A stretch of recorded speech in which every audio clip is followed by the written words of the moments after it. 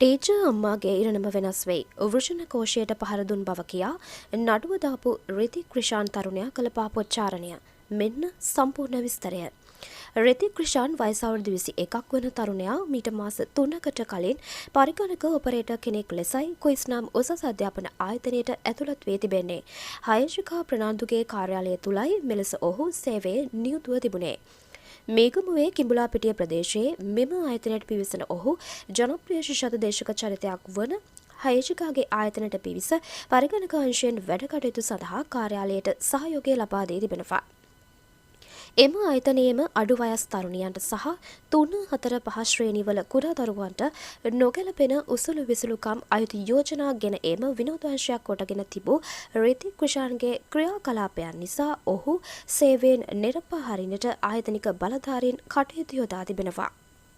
මෙම සේවයෙන් නිරපපු තරුණයා ඉවත් වීමට ප්‍රථමව තවත් සේවකයෙක් එම සේවාවට හුරු කිරීමට ලබා දුන් දවස් 14ක කාලය තුලදී එනම් මැයි මාස 6 වෙනි දින හවස 7-9 අතර ඔන්ලයින් ශිෂ්‍යත්ව පන්ති අවසන් වේ පරිගණක ක්‍රියා විරහිත කොට ස්ටුඩියෝ එකේ ලයිට් ඔෆ් කරලා ස්ටුඩියෝ සිටි තරුණියගේ අතින් අල්ලලා බලහත්කාරයෙන් බදාගෙන පියයුරු අල්ලා සිප ගැනීමට ගොස් තිබෙන අතර මෙම සිදුවීම රිතික් ක්‍රිෂාන් ඕමනාවෙන් සිදු කළ ක්‍රියාකාරකමක් බවටද වාර්තා වනවා. ක්‍රිෂාන්ගේ එම පහත් ක්‍රියාවට හසු වන්නට ගිය තරුණිය එවෙලෙම ගුරුතුමියට සහ කළමනාකරුටද මේ බව දන්වා පොලිසියට ගොස් පැමිණිල්ලක් සිදු කොට තිබෙනවා. කටාන පොලිස් ස්ථානයේ බංකුවක් මත වාඩි වී සිටි රිතික් තම ලැජ්ජාව වසා ගැනීමේ අරමුණින් ටීචර් අම්මා පහර දීමක් සිදු කළායයි පවසමින් රෝහල්ගත වී තිබෙන බව වාර්තා වනවා. තරුණියකට අතවර කිරීමට තැත් කිරීම සම්බන්ධයෙන් බේරීමට අතක් නැතිකොට ඔහුට දෙපහර දුන් බව පවසා පැමිණිල්ලක් දමා ඔහුද දෙමාපියන් සමග රෝහලකට ගොස් නතර වී තිබෙනවා. මෙම පැමිණිල්ලේ සඳහන් වන්නේ හයේෂිකා එහෙමත් නැත්නම් ටීචර් අම්මාගේ පහර දීමක් නිසා මේ සියල්ල සිදු වූ බවයි.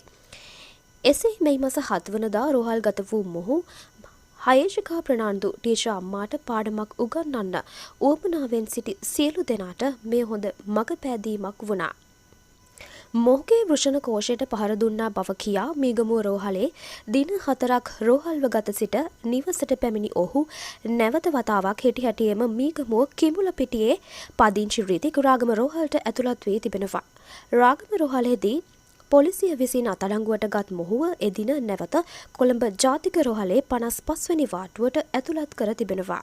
බොරුවට වැඩි ආයුෂ නැත. තරුණියට අතවර කරන්නට ගොස් එයින් බේරීමට වෘෂණ කෝෂවලට පහර දුන් බව පැවසූ තරුණයාට ඩෙංගු රෝගය වැළඳී ඇති බවත් එම ඩෙංගු රෝගී තත්ත්වය නිසා මෙම සියලු වේදනාවන් හට ගන්නට ඇති බවත් දැන් කරුණු හෙළවී තිබෙනවා. ටීචර් අම්මා ඇතුළුව නිලධාරීන් 5 දෙනෙකු මෙම තරුණයාට වෘෂණ කෝෂවලට පහර දුන්නේ නම් අද ඔහු මේ ආකාරයෙන් ජීවත් වෙයිද? අතවරයට ලක්වුණු තරුණියගේ පැමිණිල්ලට මොකද වුනේ? ටීචර් අම්මාට චෝදනා පිට චෝදනා පැවරූ මෙම තරුණයා ගැන ඔබේ අදහසත් ඉදිරිපත් කරගෙන යන්න. ටීචර් අම්මා මෙම සිදුවීමේ තවමත් සැකකරුවෙක්. ඇය වැරදිකරුවෙකු ලෙස තොරතුරු සමාජගත කරේ කවුරුන්ද? ඔබේ අදහසත් පහතින් සටහන් කරගෙන යන්න. ගිහින් එන්නම් ඊළඟ වීඩියෝ එකෙන් හමු වීමේ බලාපොරොත්තු ඇතිව.